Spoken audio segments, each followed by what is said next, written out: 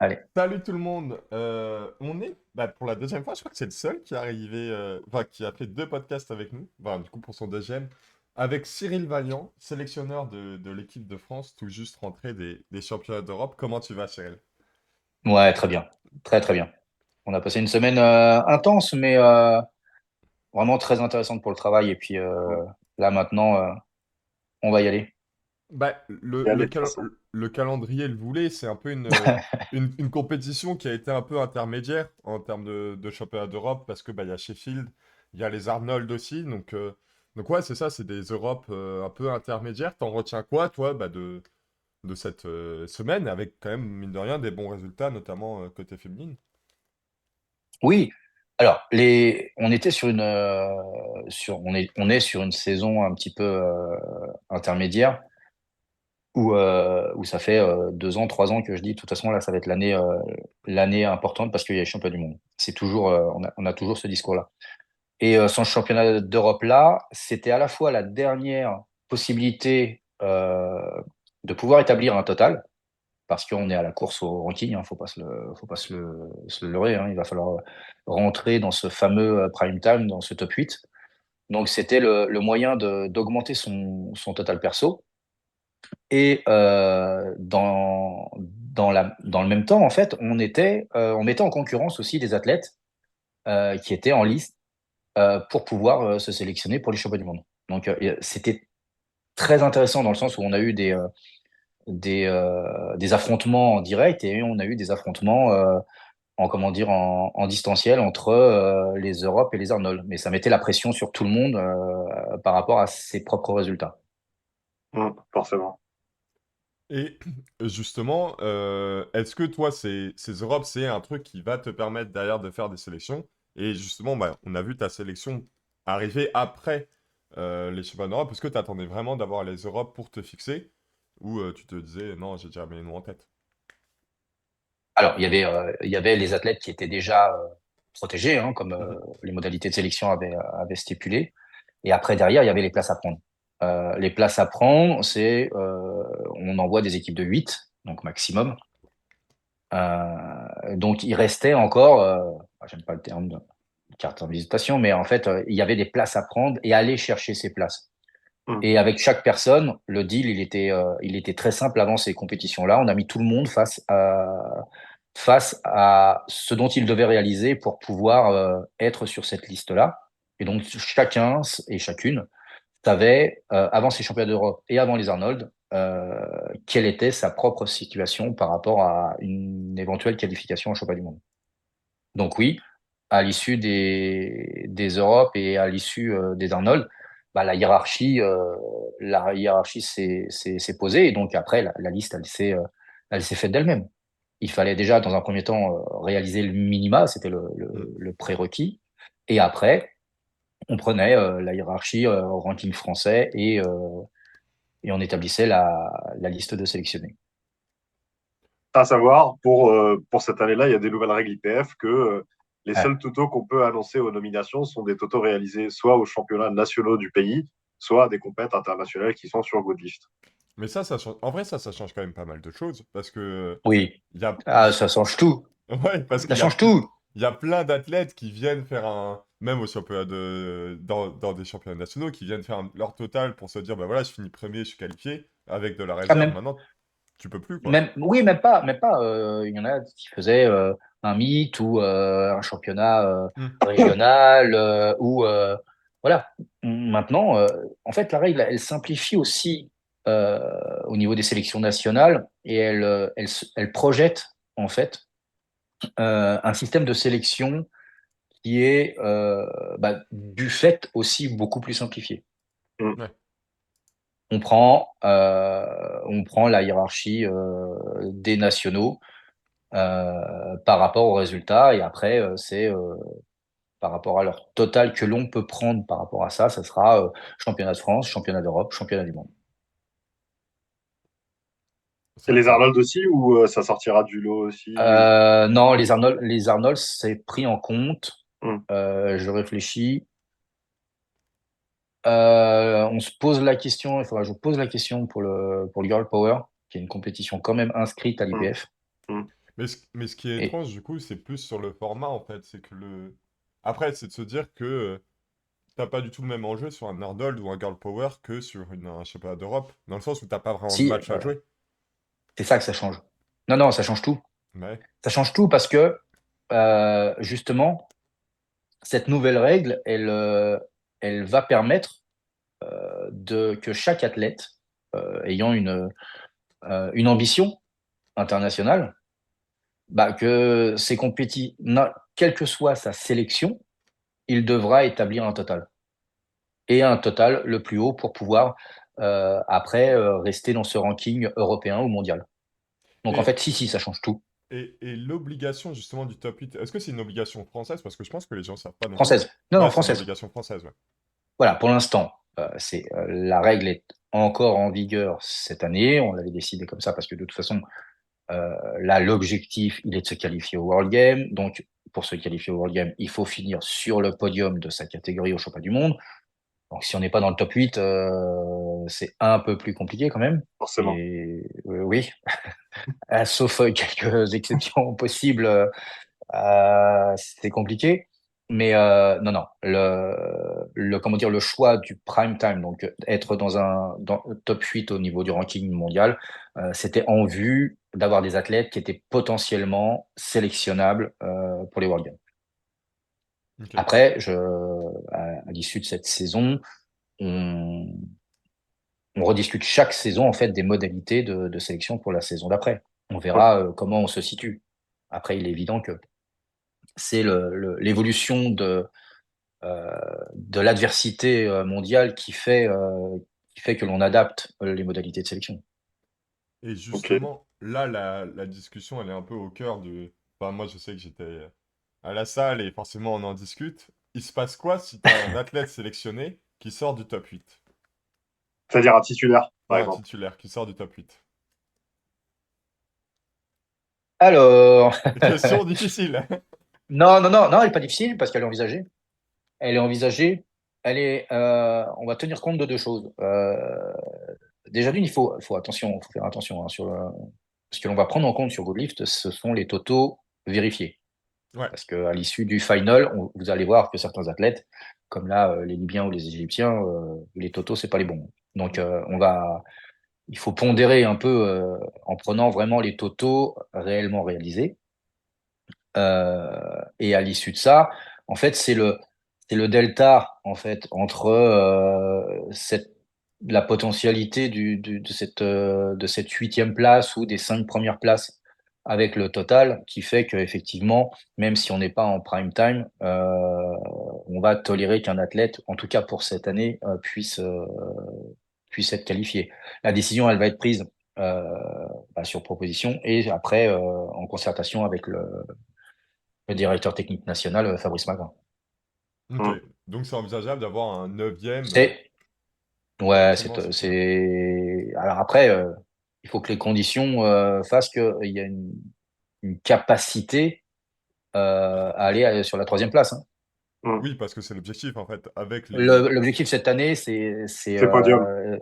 on rentre dans les 8. Si on rentre pas dans les 8, c'est que il y a quand même une capacité à aller chercher cette troisième place si ça se plante devant, quoi. Hmm. Et oui, parce que bah, du coup, pour rappeler, ces championnats du monde, c'est les plus importants de l'histoire du RAW, étant donné Mm. que c'est une. Enfin, ils sont qualificatifs pour les World Games qui auront lieu l'année prochaine. C'est ça. C'est ça. Et après, je respécifie une personne qui sort de la neuvième place s'il y a pas un autre Français déjà dans la catégorie. Hmm. Hmm. Ok. Et Euh, donc vas-y, je t'en prie. potentiellement, il n'y a pas des équipes pleines au championnat du monde. Si, Non, ok. non, non. Non, c'est ce qui avait été envisagé au départ, mais en fait là, le, le, l'évolution du niveau fait que après, il y a des athlètes, pour l'instant, ça sera trop tôt s'ils sont pas en prime time. C'est il faut encore travailler, faut Hmm. qu'on prépare, faut qu'on mette en place d'autres choses. Et je pense que il y a des athlètes qui vont être euh, plus d'un niveau européen, en fait, de pouvoir s'aguerrir sur des championnats continentaux. Régionaux. Hmm. Voilà. et d'autres qui vont être plus sur le fait de pouvoir aller chercher l'élite mondiale. Mm. Bah, justement, on en parlait avec Alexandre Tarinidis sur un podcast qui sortira après celui-ci. Euh, En fait, c'est qu'il y a un niveau global international qui monte et qui pousse. Et justement, moi, j'ai l'impression que bah, presque des Europes intermédiaires, on n'en verra quasiment plus parce que le niveau va monter de manière faramineuse, quoi. Et des athlètes qui étaient top monde il y a 2 3 ans, c'est discussion pour entrer dans le top 5 6 quoi, de la catégorie, parfois. Oui, alors on va encore avoir, je pense l'année prochaine, un Europe encore Mm. intermédiaire parce qu'il y aura les World Games.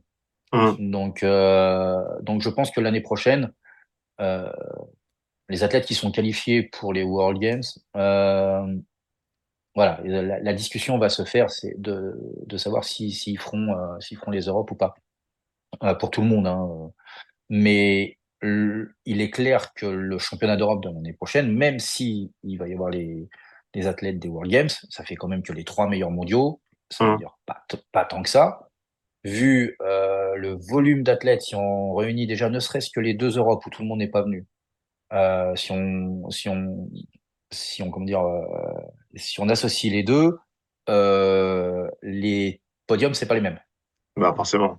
Et le total des podiums, c'est pas le même. Oui, c'est pas les mêmes. Après, si on rajoute ceux qui n'étaient pas là du tout, non, le championnat d'Europe, ça va être très, très, très costaud. Dans Mm. beaucoup de catégories, ça va être très costaud. Il reste encore quelques catégories où en Europe, on a un peu de trou, mais non, non, non. Le niveau Europe, ne serait-ce que déjà que l'année prochaine, ça va être beaucoup plus fort que cette année. Bah, de toute façon, tous les ans, on voit que le niveau standard monte sur chaque catégorie. Donc oui, l'année prochaine.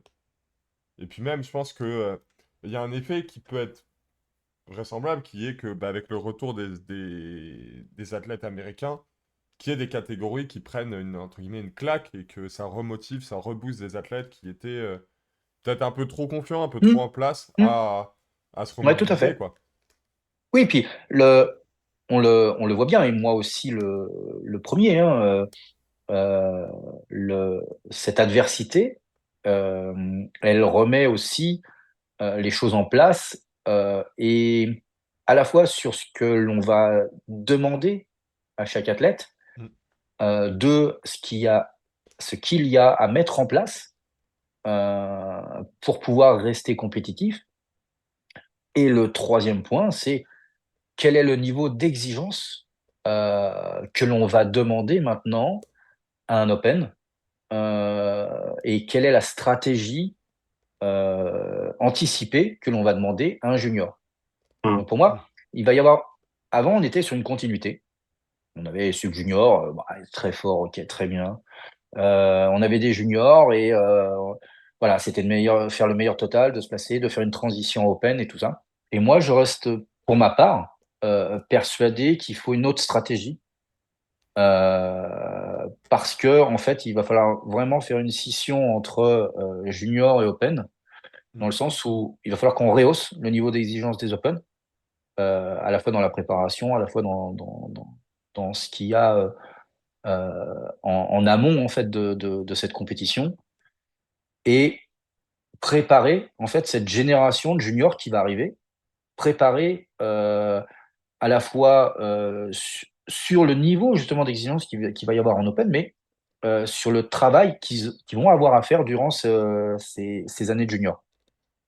Donc, je pense qu'il va falloir travailler encore plus, mais il va falloir travailler dans la durée.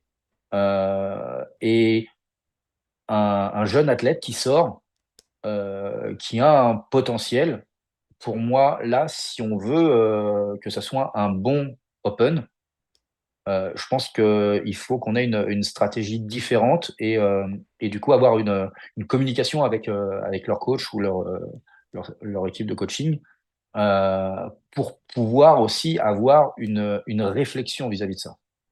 Ouais, parce que enfin, j'ai le sentiment que on a cette génération d'Open enfin, qui commence à être des noms connus, donc Corentin, Yanis, Pana, certes, il y a quelques athlètes qui vont s'intégrer comme Stan, comme même Rambo presque, mais, Voilà, il y a des. mais Vas-y. que à cette génération-là, au moment où elle va s'en aller, ça va être. Enfin, je pense qu'il y a une impression de gros vide, quoi, derrière.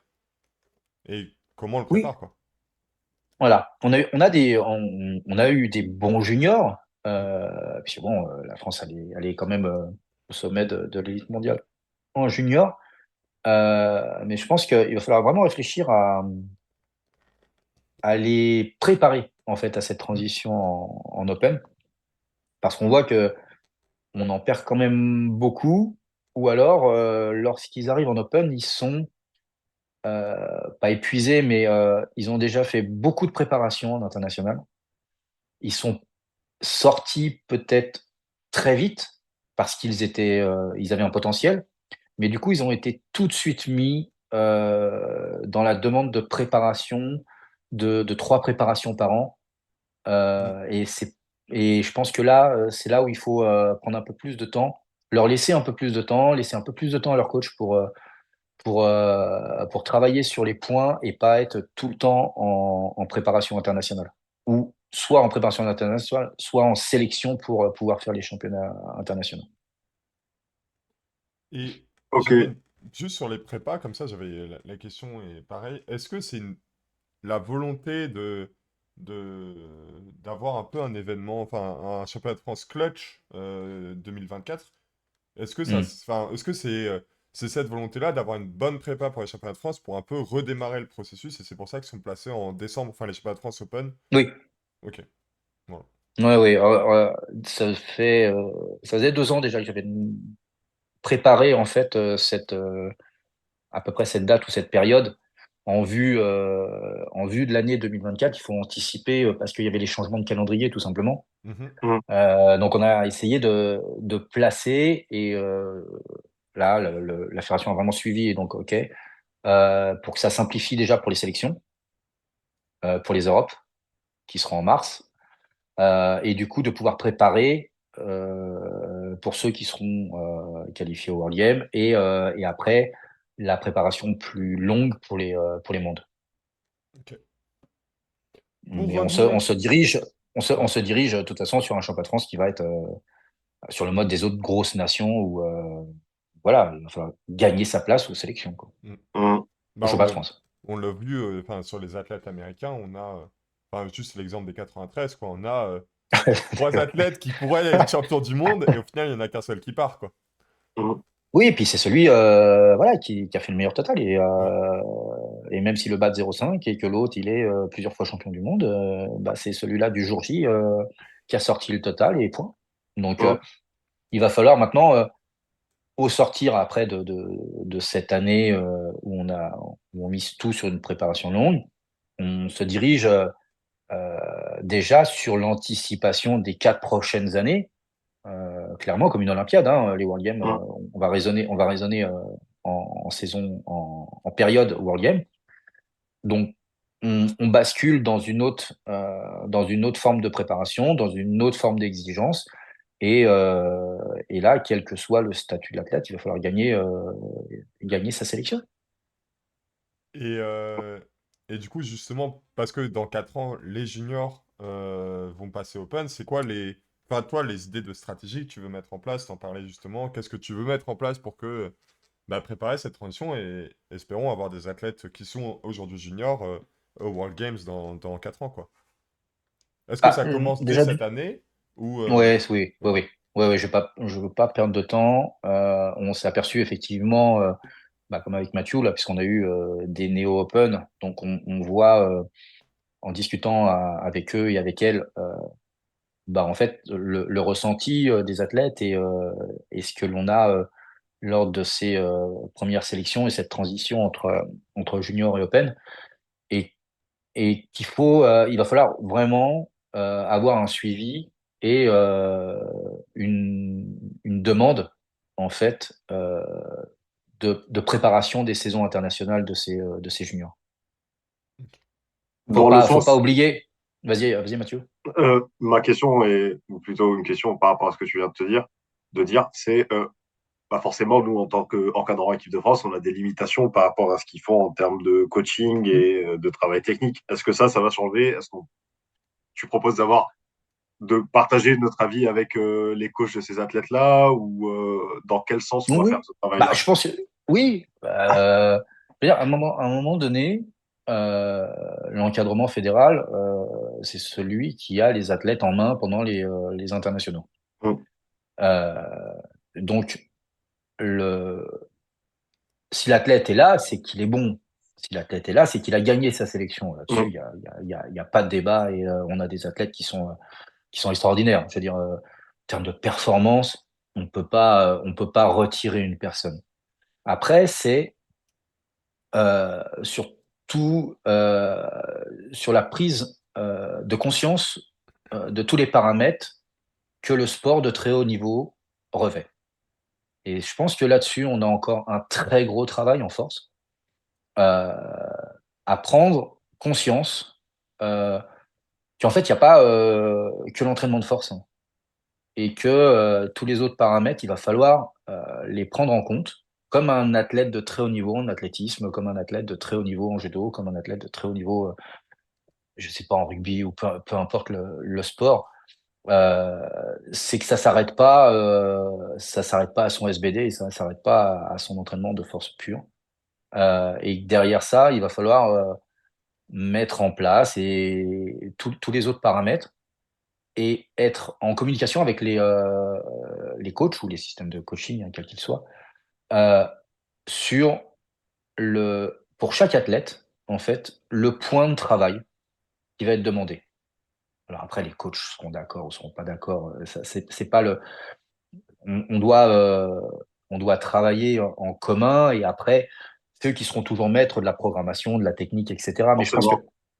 je pense que de le dire, euh, de l'écrire, de le communiquer, d'avoir cette concertation en disant voilà, sur tel athlète, euh, pour moi, il va falloir qu'on travaille sur cet axe-là, parce qu'il y a eu cette limite-là, parce qu'il y a eu ça, parce que euh, lors du passage, voilà, il y a eu certains éléments, soit techniques, soit psychologiques, soit euh, comment dire, d'arriver en compétition qui sont pas optimales et que l'on perd soit des essais, soit que l'on perd le fait que l'athlète puisse exprimer sa véritable capacité et que Hum. ça, on peut plus se le permettre. Ça, c'est encore des choses qui nous ont parasité aux Europes. C'est la chose qui me dérange le plus. C'est de pas voir l'athlète et qu'il ne puisse pas exprimer lors de cette compétition sa véritable capacité par tout un tas de parasitage. Et ça c'est un axe parce que justement d'autres nations ne l'ont pas et je l'ai fait remarquer. Et je pense que là on a un point de progression qui est énorme sans rien changer. Je suis Parce qu'en d'accord. fait, c'est pas leur capacité intrinsèque, c'est pas l'entraînement, il était OK et tout ça. Mais le jour de la compétition, en fait, il y a des choses qui les parasitent et qui font qu'ils n'expriment pas par peur, par appréhension de la charge, par appréhension de l'événement, par appréhension euh, du fait que ça soit un premier essai et que du coup, on change pour assurer.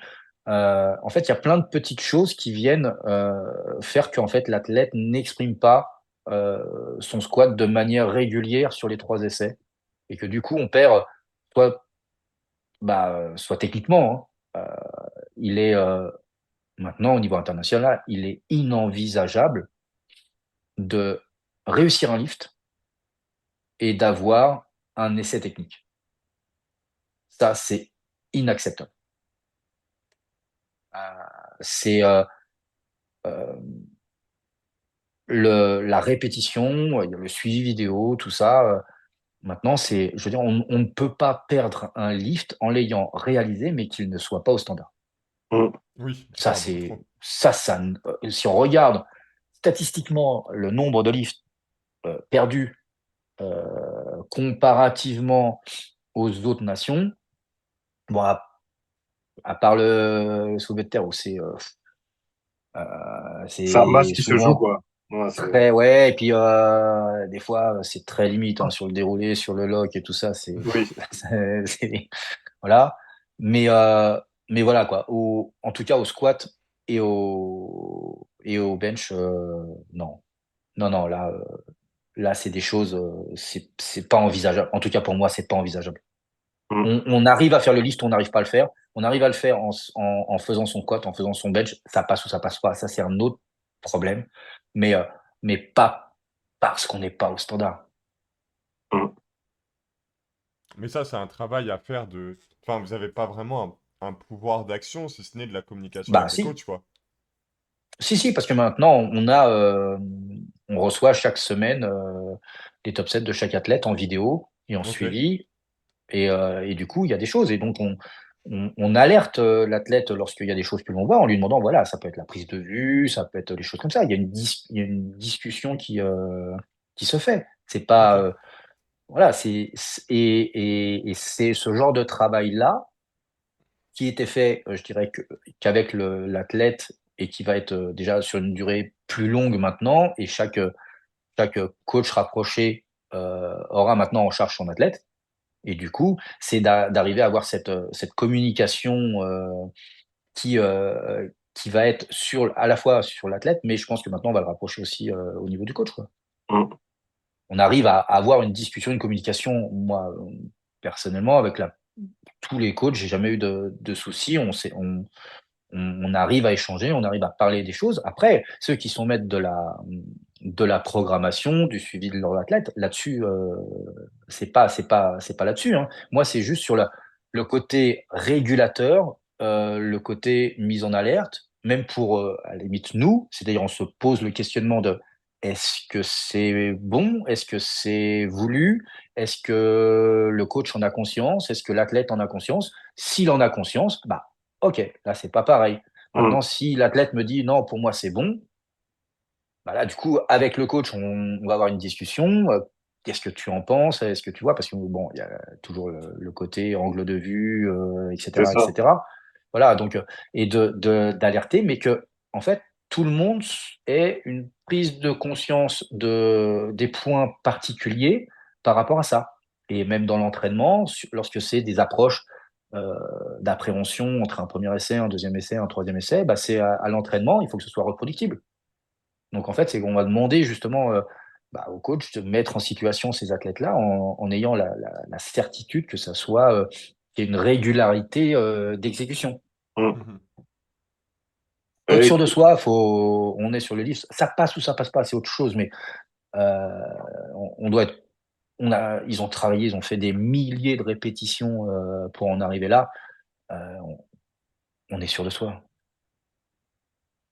c'est ça, surtout que bah, c'est pas le jour de la compète où on va se douter, surtout quand il y a des choses Oui, à c'est aller ça. chercher. Quand on arrive à un certain niveau et que bah il y a un match qui est à jouer et que pour faire ce match, bah il faut juste reproduire ce que tu fais à l'entraînement.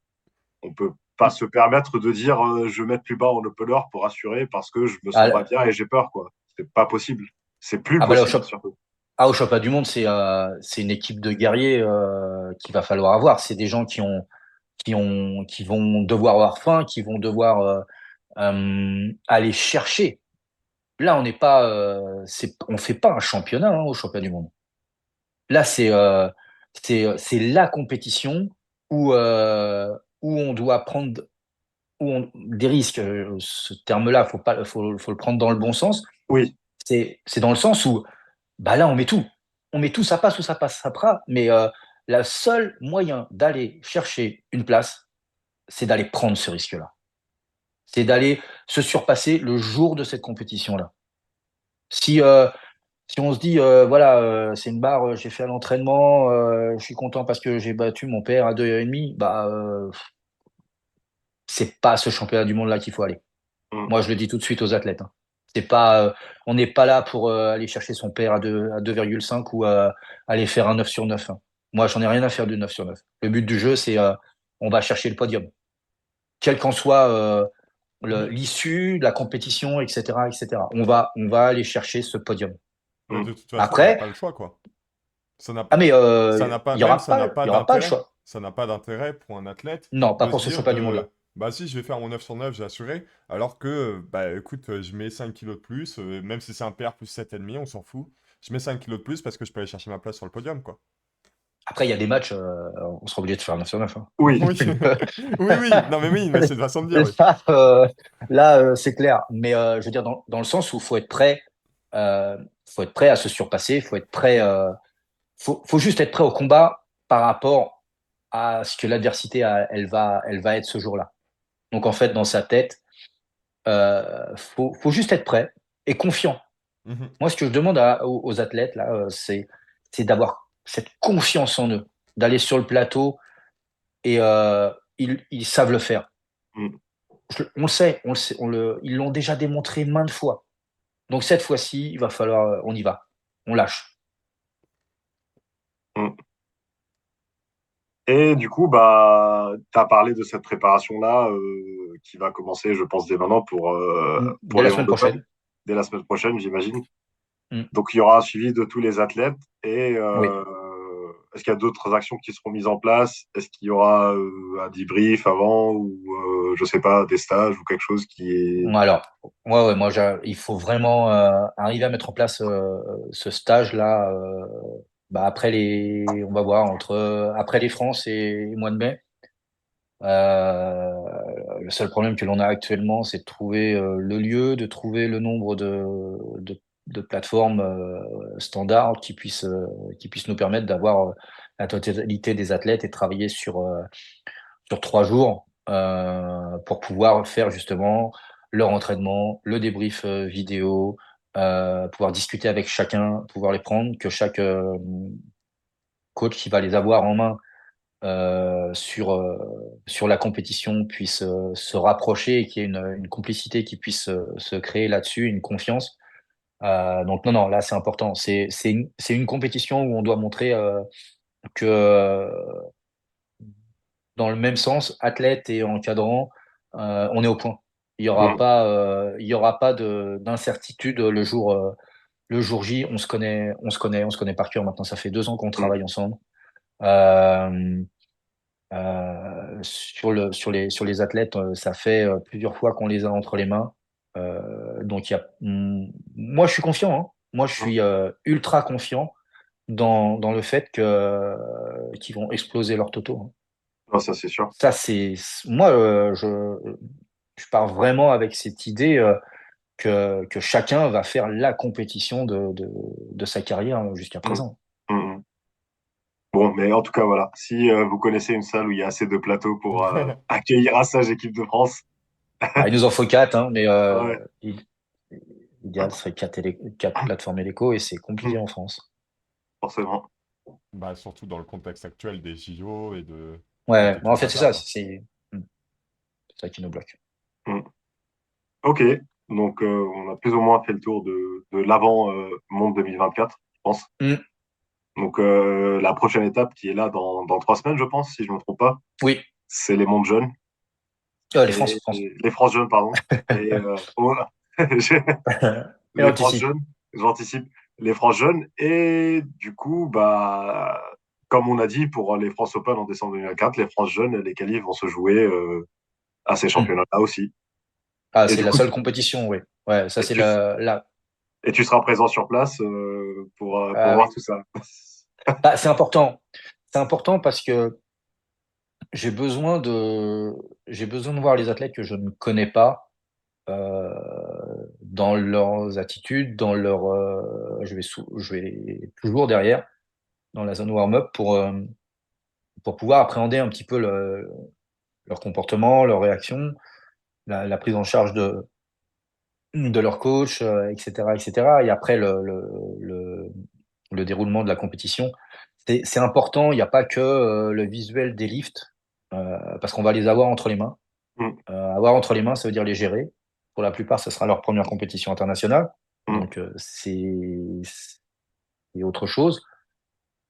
Donc, pour moi, c'est important d'avoir l'ensemble euh, des éléments que eux aussi puissent du coup me voir, parce que dans le sens où bah, ça sera pas une personne inconnue qui va les mm, prendre en charge.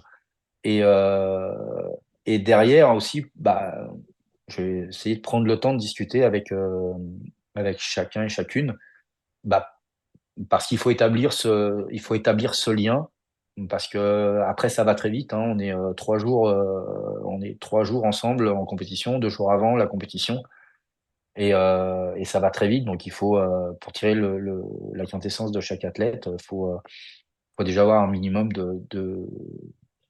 d'interconnexion entre bah, les intervenants et l'athlète. Bien sûr, bien sûr. Et bah, c'est juste un point que je voulais rajouter parce que l'autre jour, quand on était en train de regarder la liste des nominations, on a vu que les minima qui sont déclarés dans la liste des nominations sont pas les bons. Donc les minima jeunes ont changé. Si vous voulez la liste, c'est sur FF Force, sur la liste des minima, parce que dans Parce la liste des que, nominations, bah parce qu'en fait, tu te souviens quand on était en train de regarder la liste des nominations pour les championnats de France ah, le jeunes, fichier là? le Ah oui, je fichier, comprenais pas, oui. et ça Ouais, le fichier, mettait, mais ça ça dit, mettait, ouais. ça mettait minima monde alors que c'était pas les bons minima parce qu'ils ont Hmm, été mis à jour. Donc tout à voilà. fait. Pour tous les athlètes, Ouais. si vous essayez de viser cette qualification, les minima qui sont dans ce fichier-là ne sont pas forcément les bons. Allez regarder sur la liste des minima en FA Force. Voilà. Vous allez sur FF Force, après vous allez sur l'onglet discipline force athlétique, et après vous allez dans sélection internationale, et après vous cliquez sur modalité de sélection internationale. Je pense que C'est pas là. je pense que t'es le seul Il à s'affiche pas savoir. là. Ouais. Il Non, s'affiche pas là. je pense que t'es le seul à savoir trouver ça dans le site de la FA Force aussi facilement parce que moi, Alors, à chaque un fois, je point, galère. bah ouais, mais un point qui est important, et que on va essayer de mettre en place. Alors, pas, on n'a pas eu le temps pour ces France-là, mais jeunes là, mais les France jeunes de l'année prochaine, Mm, c'est que j'aimerais bien savoir le nombre d'athlètes, bah, même pas forcément jeunes, mais même open, hein, mm, qui lit le règlement, qui va sur bah ouais, mais qui va sur le site de la Fédé, et bah déjà qui va sur le site de la Fédé, déjà de point, déjà, ouais, j'aimerais bien savoir. Et après, qui va et qui lit le règlement. mm. Et après, ceux qui ont comme ambition d'aller en international, aller lire les modalités de sélection, aller lire le règlement par rapport à ça.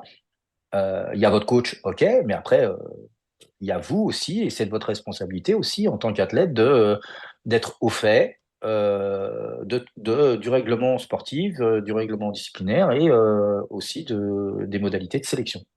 Et justement, en parlant de ce règlement, il y a une charte équipe de France qui va se mettre à jour, c'est ça? Ouais, là, Qui va bientôt. bah, de toute façon, elle sera elle sera en vigueur pour les mondes open.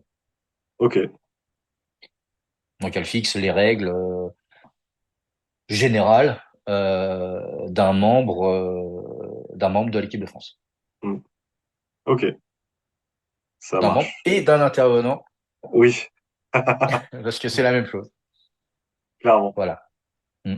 Euh, T'as une question à rajouter par rapport aux francs jaunes, Jean, je t'ai pas Alors, entendu. Non, Les France jeunes, euh, ouais, vas-y. non, j'allais dire. T'as une question? Ouais, ouais, j'allais dire.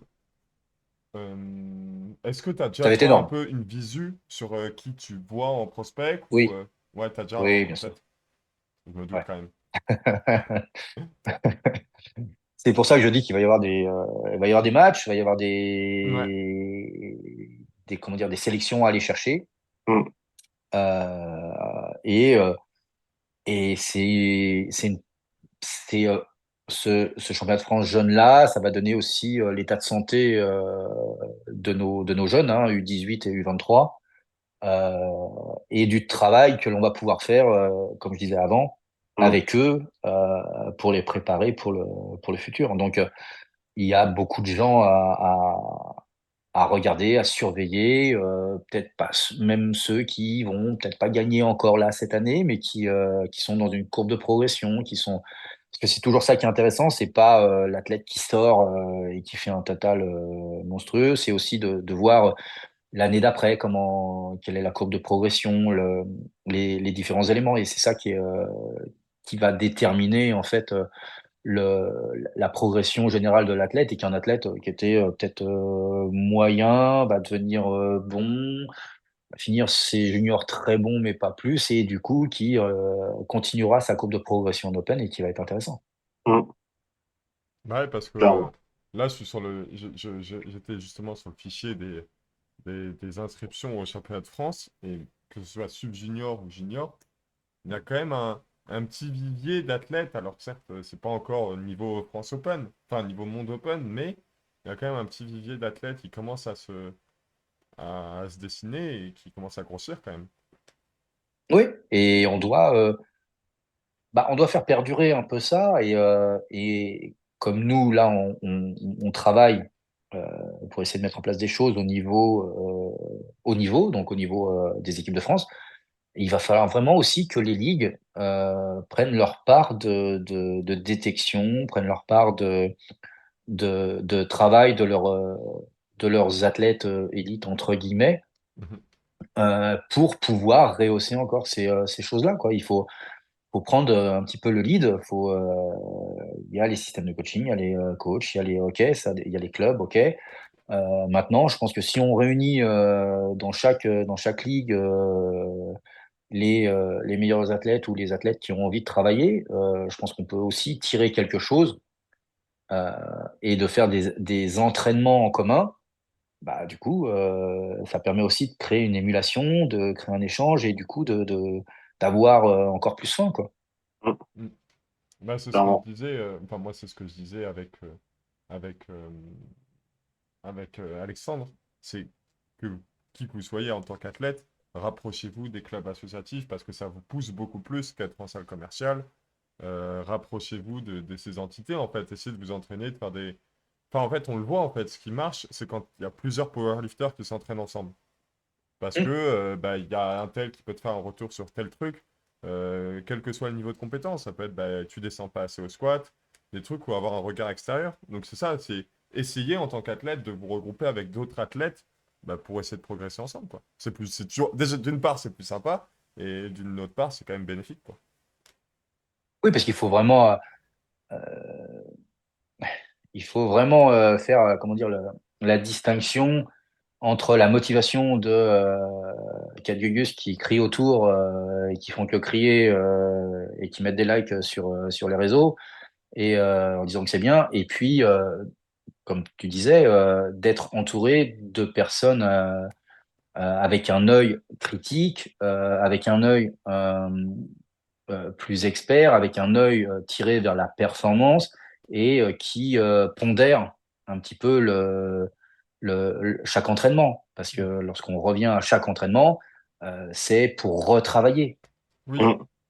et il Moi, y je a trouve cet qu'on se. aspect-là aussi, mais t'en parlais très bien dans le dernier podcast, c'est que aujourd'hui, il y a quand même beaucoup d'athlètes, même en le junior ou sub-junior, ils, ils filment toutes leurs séances, mais c'est plus pour l'afficher sur les réseaux sociaux qu'avoir un retour presque critique. Enfin, c'est l'impression que ça donne, qu'avoir un retour critique sur, bah, ok, qu'est-ce que je peux améliorer, prochaine séance, je vais pouvoir travailler ça, etc., quoi. Ouais, on n'est pas dans une. euh, on est dans une course un petit peu à l'exposition, à regarder ce que je fais, euh, alors que l'entraînement d'un athlète de très haut niveau, c'est je suis dans l'entraînement pour travailler. Je suis c'est quoi le thème de ma séance, même si j'ai, je sais pas, 5 fois 4, c'est qu'est-ce que je vais mettre à l'intérieur. C'est du coup, entre chaque série, est-ce que du coup, mes reps ont été régulières, la sensation, la régulation, et en fait, moi, j'ai l'impression que on se satisfait d'avoir réussi le lift Hmm. Mm. ou pas. Alors des fois dans des conditions Compliqué. de réseau, d'Instagram, que j'appelle les performances d'Instagram. Mais non, je pense qu'on s'égare. Et oui, c'est cette notoriété ou cette pseudo-notoriété de réseau, ok. Mais il faut ne perdez pas qu'un entraînement, c'est du travail. Mm. C'est réussir ou ne pas réussir une série ou une répétition, c'est dans le but de, admettons là, dans 2 ou 3 semaines pour les championnats de France, dans 2 ou 3 mois pour les championnats du monde. C'est ça. On va à l'entraînement pour travailler. On n'est pas en Mm. entraînement pour crier parce qu'on a réussi son PR+5 à l'entraînement. Mm. et d'en faire tout un truc, un post, un réel, après un live Twitch, comme quoi j'ai réussi. Non, c'est bon, parce que malheureusement, bizarrement, je vois pas les mêmes perfs en compète. Donc moi, j'ai un problème avec ça, quoi. Ouais, Le Donc, bah forcément. problème, en fait, c'est que dans le monde aujourd'hui, il y a tout le monde qui font les pertes de gens qui font ça, quoi. Donc au final, bah ok, en oui, non, mais fait, ça, ok, c'est non, bien mais la je suis visibilité. extrême, Oui, non, mais c'est je bien suis la extrême. visibilité, mais c'est ça, pour en tirer quelque chose, quoi. Et qu'est-ce qu'on en Oui, tire? non, mais alors on peut, c'est pas, moi, on peut parce que maintenant c'est ça. Mais n'oubliez pas, la base et l'objectif d'un entraînement, c'est de travailler. Mm. Donc, c'est de travailler, réguler. Est-ce que ce que j'ai fait correspond à ce que je devais faire? Si, non, si oui, ok. Sinon, qu'est-ce que je dois modifier? Donc, à la série d'après, je le mets en place. C'est ça l'entraînement. Clairement. Sinon, sinon c'est la répétition de la même chose pendant la même séance. Et du coup, bah, en fait, c'est pas un travail. C'est juste de la musculation. Ouais. Ah, c'est ça. Là, Sinon, c'est pas tu un sport. patauges, quoi. Tu Mais vas, pour tu vas à la moi, salle pour Bah, patauger. sinon on n'est plus dans un athlète, on est dans quelqu'un qui fait un programme de renforcement musculaire. mm, Mm. c'est ça. Donc, soyez athlète, et si vous changez votre mentalité et que vous allez à chaque entraînement, que chaque répétition, vous avez cette régulation et qu'à la fin de la série, vous vous posez, vous regardez, vous régulez, et là, ok, vous serez athlète.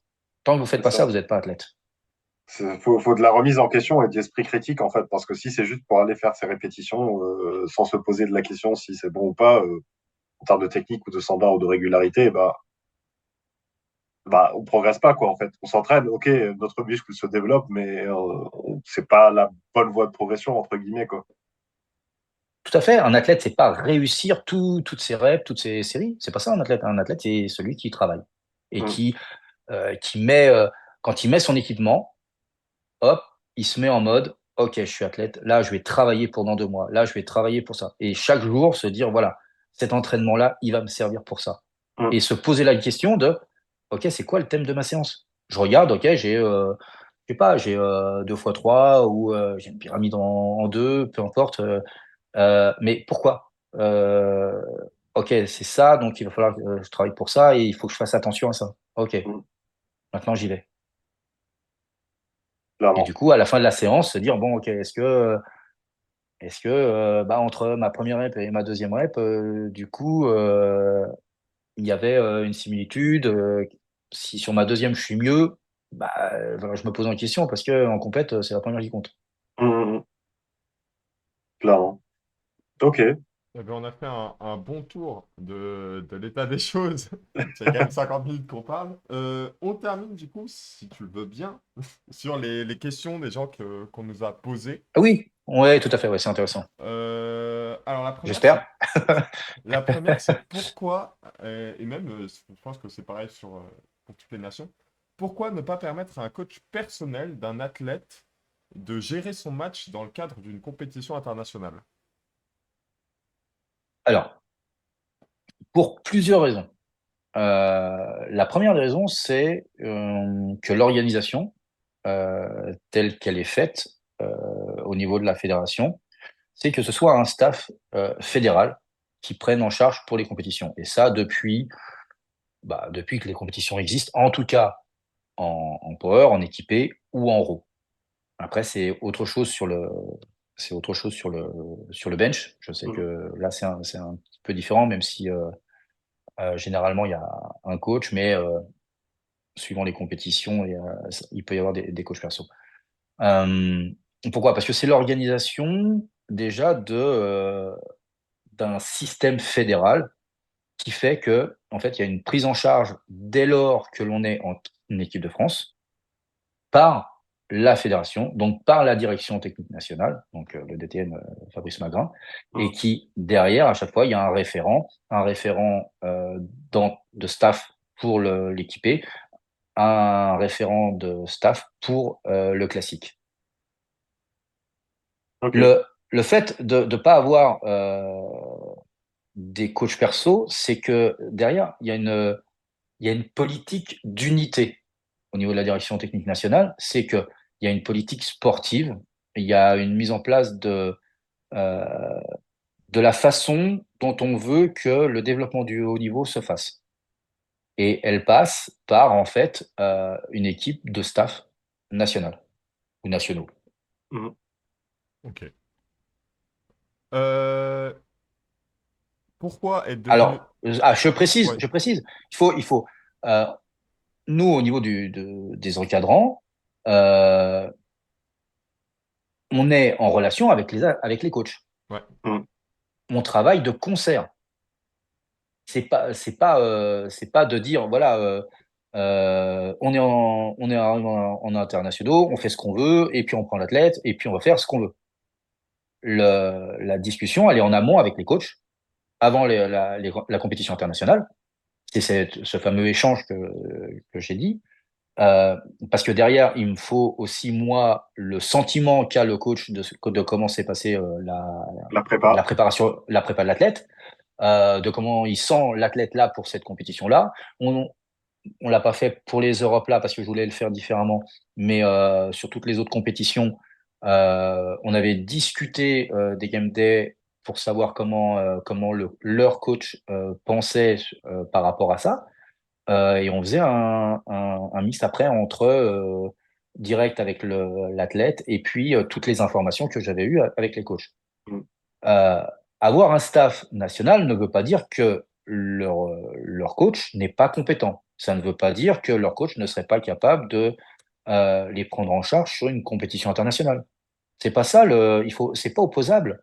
C'est le fait que euh, on met à disposition de l'athlète un staff avec une vision différente d'avoir un coach pour l'athlète pendant la compétition internationale, ce qui est complètement différent.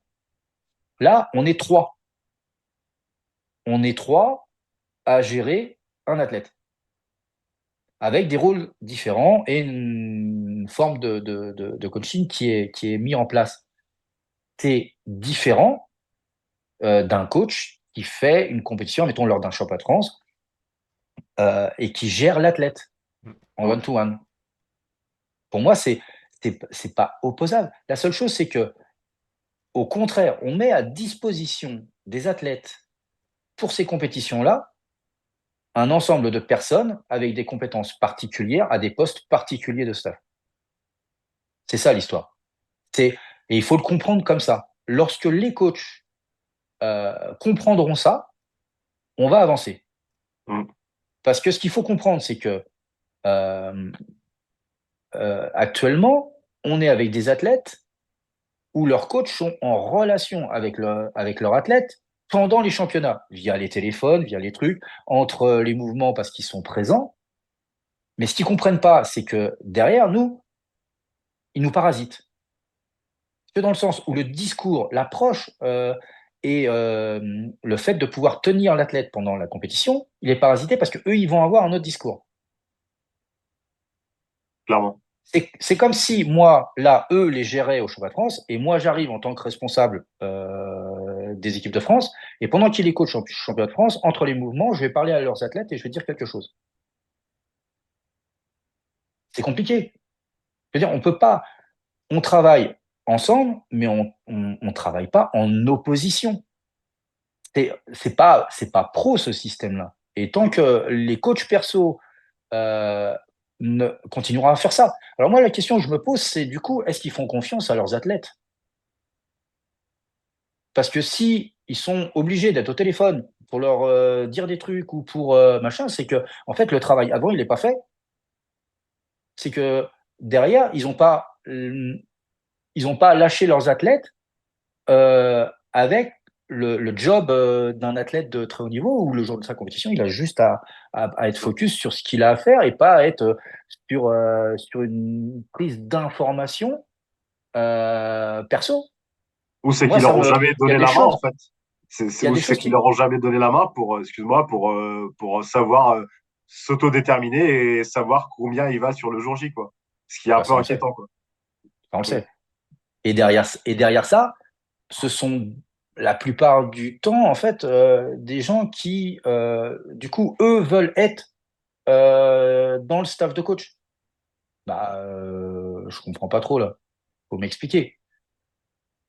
C'est-à-dire qu'à ce moment-là, la démarche intellectuelle et la démarche sportive, de ce point de vue-là, je la comprends pas trop. Mm. Soit tu respectes le coaching là, parce qu'en fait, ça veut dire que tu vas être dans le staff et toi, tu vas coacher des gens et tu as l'entraîneur des autres athlètes qui va te faire la même chose. Est-ce que tu vas l'accepter? Mm. Je pense pas. Donc, Non. que ces gens, il faut réfléchir. Il y a le rôle de l'athlète, il y a le rôle de l'entraîneur. C'est celui qui prépare l'athlète, c'est celui qui met l'athlète dans les meilleures conditions au niveau de sa préparation pour pouvoir être là le jour J. Et après, il y a les encadrants du jour J qui doivent avoir toutes les informations et être les plus performants pour tirer la quintessence de l'athlète le jour J. Et Mm. c'est deux choses différentes. Ok. En parlant d'encadrant, est-ce que tu veux peut-être toucher sur par rapport au staff junior Hmm. ou... Alors, comme j'avais dit au départ, euh, là, lorsque j'ai repris les équipes de France, je voulais aller vite parce qu'il y a beaucoup de choses à faire, il y a beaucoup de travail. Donc là, ça fait, c'était juste après les mondes de l'année dernière, donc c'est encore frais. Donc on va avoir un an de recul sur ce qui a été fait. Il y a beaucoup de choses qui nous ont permis de voir ce qui allait, ce qui n'allait pas, de le remodifier, etc. Et c'est pour ça qu'au départ, j'ai pris une équipe rapprochée, une équipe sur laquelle je vous connaissais, donc dans le Mm. sens où je savais ce que je pouvais obtenir et c'était plus facile après de changer et de mettre en place ce qui a été fait et on arrive à quelque chose d'assez cohérent là maintenant et on progresse sur chaque compétition.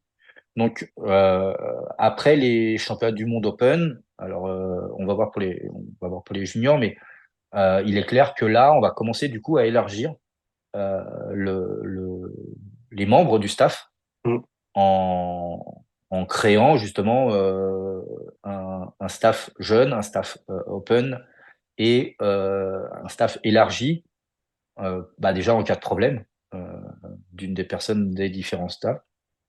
Et du coup, de pouvoir travailler sur la méthodologie, de pouvoir travailler sur ce qui a été mis en place et comment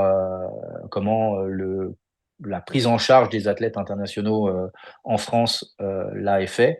Donc c'est du coup voilà faire des réunions, faire des stages de mise en situation avec ces personnes-là. Et du coup, on va commencer à faire un petit peu une recherche de compétences, ouais, ça c'est clair. Mm. Ok. Ok. Et c'est toi, du coup, ça rejoignait une question qui t'était posée sur bah, un peu tes motivations à devenir sélectionneur et comment, en fait, tu choisis ton staff autour de toi, enfin, comment ça se passe, tout simplement. Alors comme j'ai dit là, jusqu'à présent, c'était vraiment j'ai pioché un peu dans les gens que je connaissais euh, et dans le profil que je voulais particulièrement pour créer ce groupe rapproché. Après, ce qu'il faut comprendre, c'est que moi, je n'envisage pas le coaching du jour. Attention, hein. Le coaching du jour, c'est pour ça que j'aime pas ce terme coach en fait. Encadrant fédéral, je préfère. Euh, c'est une réunion de compétences. C'est pas un coach, un athlète. Mhm. Euh, Il y a vraiment pour moi, l'avenir, il est comme dans tous les sports.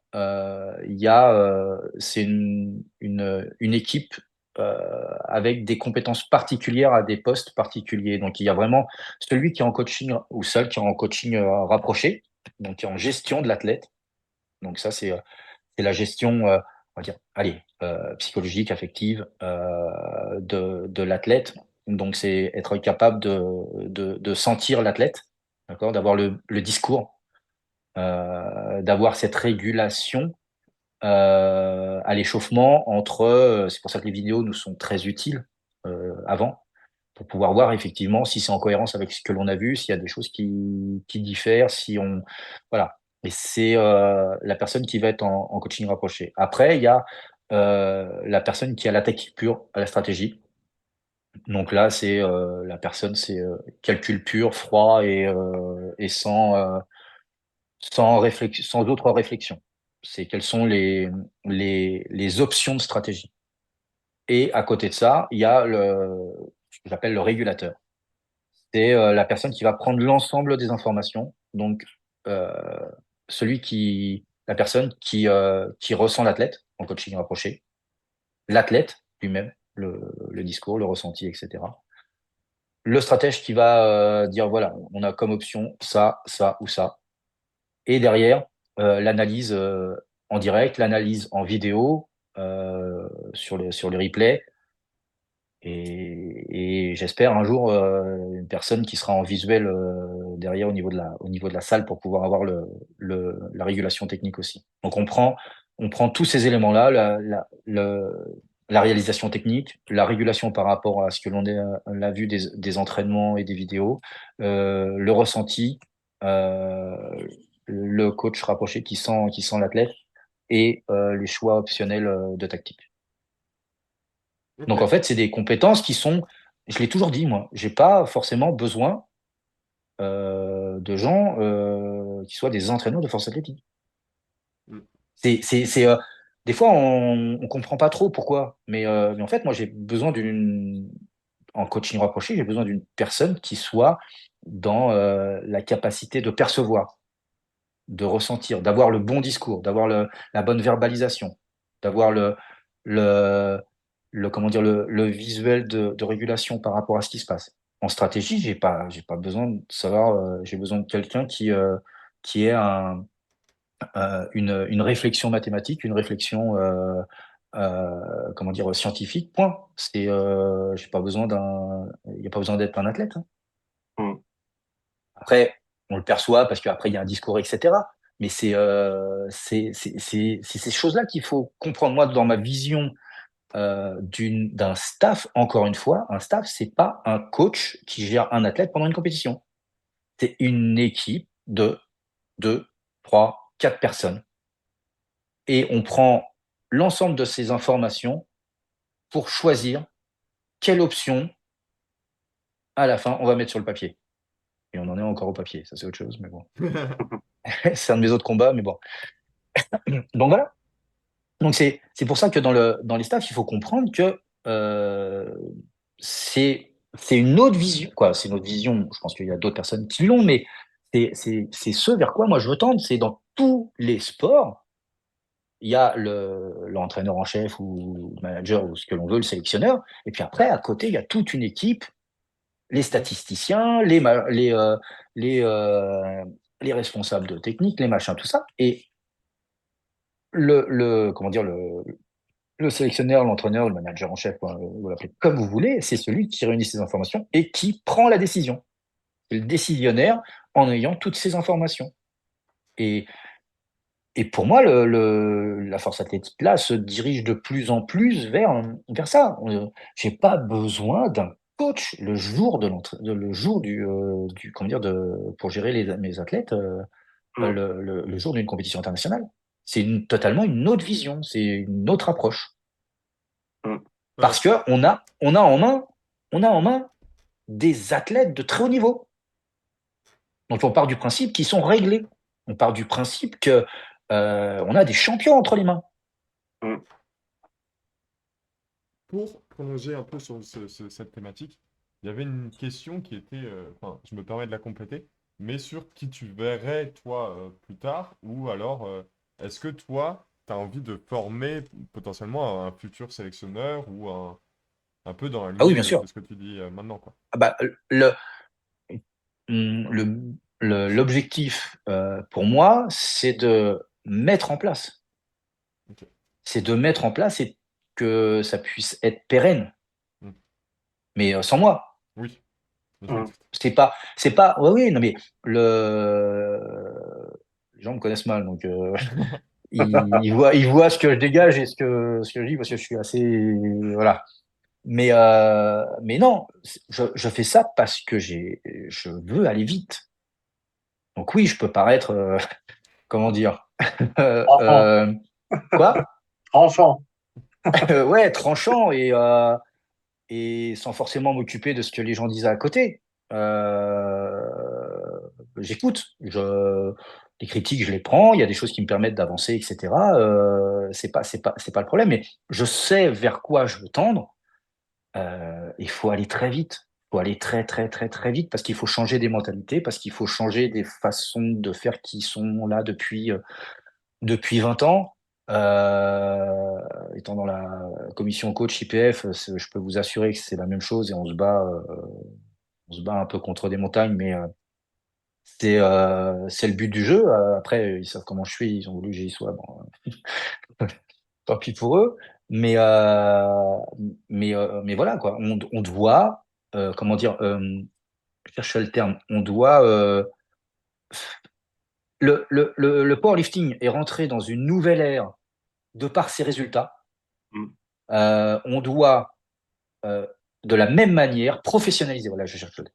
On doit de la même manière professionnaliser la prise en charge de l'athlète lors d'un championnat international et que de la même manière que pour les autres sports, on doit mettre en place des moyens et des philosophies de prise en charge. Mm. Alors, je ne vais pas écrire un livre sur le coaching, moi, mais Ouais, pourtant, le GOAT du coaching rapproché, il en a écrit un. oui, non, mais après, je veux dire, voilà, quoi, je suis dans ma façon d'être intellectuellement, je suis pas là pour copier ce Mm. qui se fait. Mm. Le but du jeu, au contraire, c'est de trouver ce que les autres ne font pas forcément, d'essayer d'aller dans ce qui ne se fait pas encore, pour essayer de progresser un petit peu, pour essayer d'aller chercher Mm. des petites choses. Et je pense que on doit, de la même manière qu'on a des très bons athlètes, que l'on a des très bons entraîneurs, parce que je dis aux athlètes français, hein, c'est pas la peine d'aller chercher des entraîneurs à l'étranger, hein. On a plein de bons entraîneurs en France. Donc voilà, c'est mais on doit mettre en place les choses, bouger les choses. Mm. Ça, on a fait beaucoup de choses en 3 ans en France là, au niveau de la qualité des compétitions, au niveau de la qualité de nos athlètes, au niveau des prises en charge des athlètes. On doit aller encore plus loin. Euh, L'arbitrage aussi, il y a beaucoup de choses. Voilà, on doit travailler tous de concert parce qu'on a Mm. le même objectif à la fin. Et c'est ça, en fait, qu'il faut comprendre. C'est arrêtons de se diviser. On a tous le même objectif. Clairement.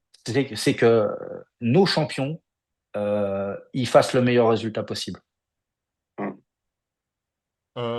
Une question plus personnelle, du coup, Oula. forcément. Non, mais c'est tout bête, hein. Nous, on le Ouais. sait parce qu'on a vu des photos à l'ancienne, mais est-ce que tu pratiques la FA et potentiellement d'autres sports ou tu sais pas? Moi? Non, je Ouais. suis trop vieux. Moi, je suis trop vieux. C'est fini, ça. Vous avez pas C'était vu les un, photos de c'était. Cyril, enfin, De les genoux. bandes là de genoux. Aïe, aïe, aïe, aïe, aïe, à l'ancienne. Non, non, non. Moi, historiquement, je viens de l'équiper. Ouais. Euh, donc, je connais cette discipline qui est différente. C'est vraiment, pour moi, c'est une autre discipline. Et du coup,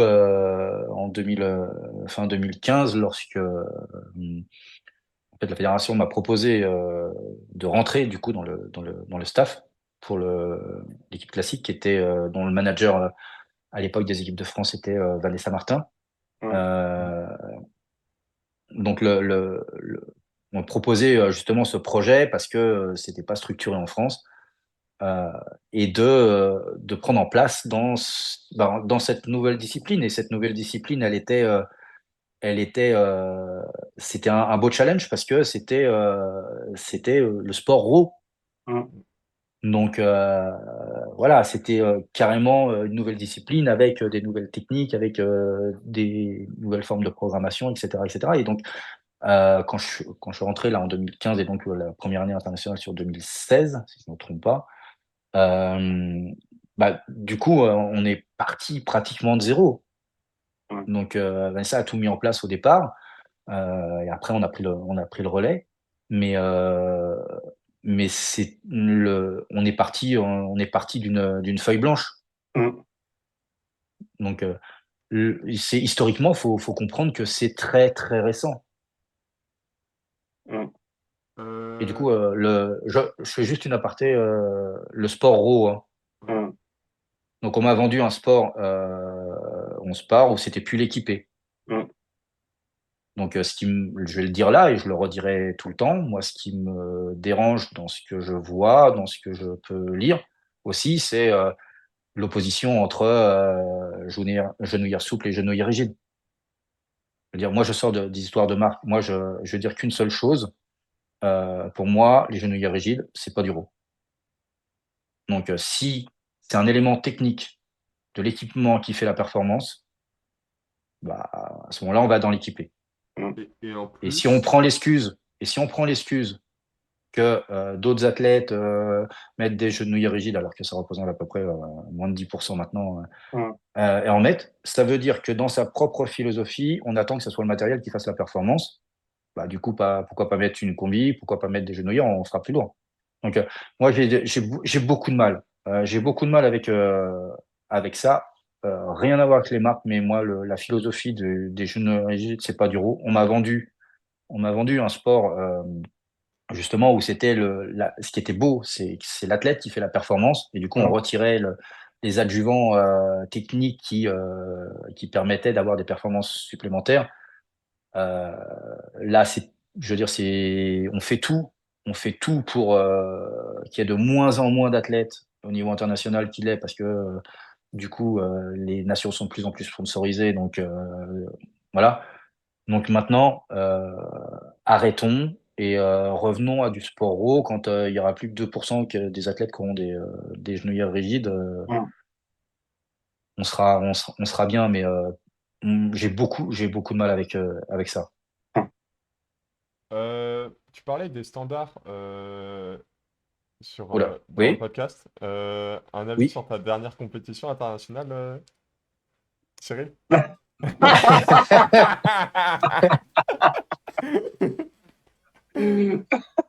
Bah justement, je suis quand même le mieux placé pour pouvoir dire, OK, vous vous entraînez. Donc maintenant, l'exigence à ce niveau-là, il est que vous pouvez pas retirer un essai. Hum. Après, si vous êtes assez fort mentalement pour tout jouer sur la troisième, OK. Mais maintenant, là, au niveau où on en est, je sais pas du monde, on peut plus se permettre ça. Hum. Donc, ouais, je suis très très bien placé justement pour savoir ce qu'il en est et être assez critique pour ça. Pour ceux qui ne savent pas, Mais j'assume. je vous invite à aller voir la page Open Powerlifting de Cyril. À savoir que bah, du coup, je me permets, sur les derniers championnats du monde, Vas-y. au squat, tu as fait une bulle. Et, Mm. et il arrive plusieurs compètes où le premier essai et le deuxième sont ratés. Et il décide de mettre plus pour aller valider le troisième. Donc, Oui, mais après, c'est encore une fois, euh, c'est euh, c'est l'état d'esprit. ouais, C'est-à-dire ce que je voudrais justement sur ces champs. Je rebondis justement là-dessus parce que c'est exactement ça. Quand tu fais un game day, tu as un prévisionnel à peu près, tu vois. ouais. Et après, il est ouvert.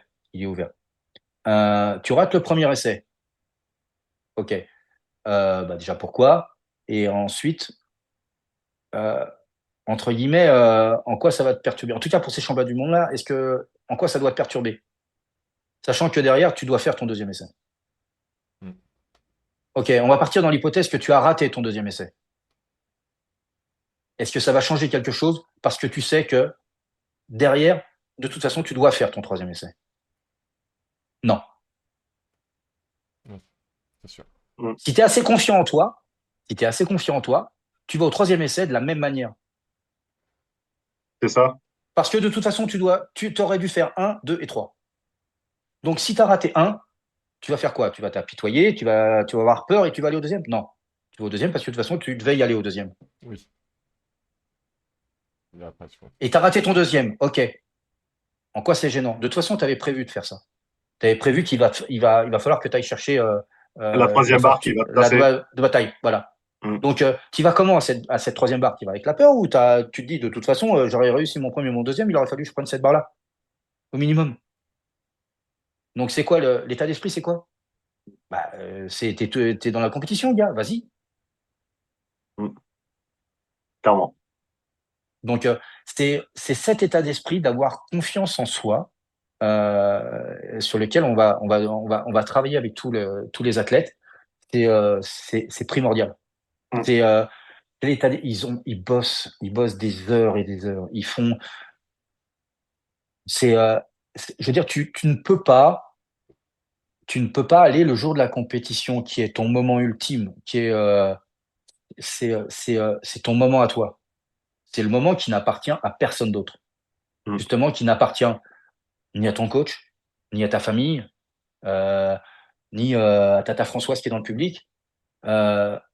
Tu arrives sur cette plateforme, tu touches la barre, ce moment, il est à toi. Donc maintenant, qu'est-ce que tu vas en faire?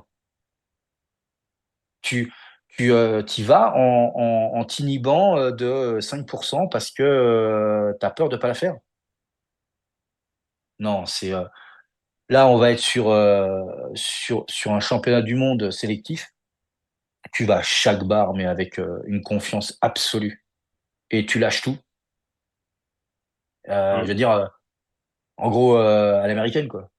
Mais oui, mais c'est cet état d'esprit où, bah, si ça passe pas, ok, ça passe, ça passait pas ce jour-là. Mais prends le risque que ça passe. Mm. C'est, donc, oui, c'est ce que l'on doit insuffler là à tous nos types comment dire, de guerriers là, qui vont arriver en Lituanie après le quart, là, entre l'aéroport et le lieu de compétition.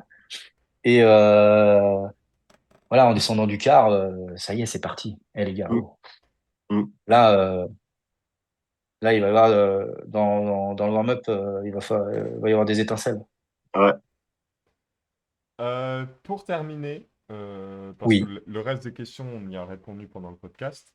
euh, c'est quoi ton meilleur souvenir en équipe de France? Je pense du côté du coup sélectionneur. Bon, un peu le plus beau moment que tu as vécu, j'imagine. Hum. L'arrivée de Mathieu dans le staff. Je pense pas. Je pense pas. Pas encore, pas encore. On n'est pas encore. On n'a pas tiré toute la quintessence encore de Mathieu. Je pense qu'on va être. On a encore du travail. Euh, je pense les derniers championnats du monde. À Je Malte? pense les, je pense les derniers championnats du monde. Après, euh, les derniers championnats du monde par rapport au nombre de titres que l'on a pu avoir. Mhm. Alors, j'étais pas à ceux d'avant. Mm. Euh, donc cela, c'était vraiment, bah, déjà dans le step qu'a pris les championnats internationaux dans l'organisation, la professionnalisation, dans les médias présents, dans tout ça. Mm. Donc on voyait qu'on était vraiment, on avait passé un cap. Euh, et dans ce qu'ont démontré nos athlètes dans leur performance. Parce que là, t'étais dans du très haut niveau et tous nos athlètes ont vraiment répondu présent. Euh, et après, c'est difficile d'isoler un moment parce que, en fait, comme à chaque fois qu'un ou qu'une de nos athlètes gagne, en fait, c'est un moment intense. Mm. C'est un moment intense et tu vois, pour le coup, à Sheffield, j'étais juste derrière Stan. Et quand Jade gagne, c'est c'est un moment qui est énorme. Mm. C'est un moment qui est énorme parce que la gamine, elle reprend le lead, elle reprend sa place, entre guillemets, ce que j'estime être sa place Mm. de numéro un mondial. Euh, après les championnats du monde de l'année dernière, après les championnats du monde de l'année d'avant où elle fait deuxième aussi. Et, euh, et tu vois, c'est tous ces moments-là, à chaque fois que qu'un de nos athlètes a gagné les championnats du monde, quand Noémie gagne les premiers championnats du monde, quand Pana gagne les premiers championnats du monde, Tiff, je veux dire, c'est comme ça. Quand Liga regagne les championnats du monde, euh, c'est des moments où tu es content pour eux. Mm. Mm. C'est des moments où voilà, ils ont fait une performance énorme. Euh, Ils gagnent, ok. Il y a aussi cette représentativité de la France, de la fédération, de la France. Tu représentes ton drapeau, donc tu montes sur la plus haute marche du podium. Et là, quel que soit l'athlète, euh, tu vois, il y a des athlètes, je passerai pas mes vacances avec parce que humainement, voilà, on s'entendrait pas forcément, mais par contre, en tant qu'athlète, putain, t'es super content, t'es content pour eux qui montent sur la première marche et qu'ils aient fait une Mm. super compète. Et c'est difficile d'isoler un moment parce qu'à chaque fois voilà, qu'un ou qu'une athlète gagne ou fait une super performance, euh, bah, t'es content pour eux. Mm. T'es content pour eux et c'est, encore une fois, un encadrant fédéral, il est dévoué à l'athlète. Il n'est pas dévoué au résultat qu'il va faire pour lui. Non, mais ça, moi, je comprendrai jamais et j'ai beaucoup de mal. Non, t'es juste content pour l'athlète, pour le travail qu'il a donné, pour tout ce qui a été fait. Et ça, je veux dire, tu sais ce que ça revêt comme sacrifice, comme douleur à l'entraînement, et là, quand tu as cet aboutissement-là, bah, tu es juste content pour eux. Donc, ouais, les moments en tant qu'encadrant, quand c'est indescriptible. Et c'est ça, en fait. C'est cette atmosphère. Et puis après, quand on revoit derrière, on est tous ensemble dans l'équipe, bah, tu vois que toute l'équipe, elle est contente pour l'athlète. Et ça, voilà, t'as juste fait le job que tu avais à faire ce jour-là. Après, l'athlète, il en est là parce que il y a le travail de coach derrière, parce qu'il y a sa famille, sa vie privée, etc., qui permet ça et tout. Mais voilà. Mm. Eh ben, c'est une belle conclusion de cette belle discussion quand même. Ça fait 1h22 qu'on enregistre.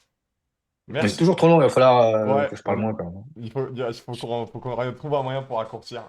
Au pire, on Non, ou fera plus. sinon, écoutez le podcast en 1.2 en vitesse. Ah oui, à chaque fois, ouais. Non, mais merci Cyril d'être venu nous Merci toucher beaucoup, un Cyril. mot Merci à après, vous. Ouais. après les sélections et puis bah, pour tout ce qui va se passer quand même. C'est toujours un Oui, plaisir de te recevoir et suivez et puis allez sur FF Force, onglet discipline. mon règlement, parce que bon bah le nombre de licenciés augmente, mais le nombre de clics sur le règlement diminue, donc il faut y pallier. Bon, et puis venez tous au Chopin de France, jeunes. Ouais. Là, ça va être énorme. Donc, Bah surtout que c'est à venez voir tout le Villepinte, monde. donc Oui, voilà. Mathieu, tu y seras toi? ouais. Ouais. Peut-être pas en semaine, mais les week-ends, j'y serai, ouais. Moi j'y serai que le deuxième week-end, moi. Mm. Mais voilà. Eh ben messieurs, Ok. bonne soirée, à Bonne bientôt. Bonne soirée. soirée. Et voilà. Ciao tout le Salut. monde.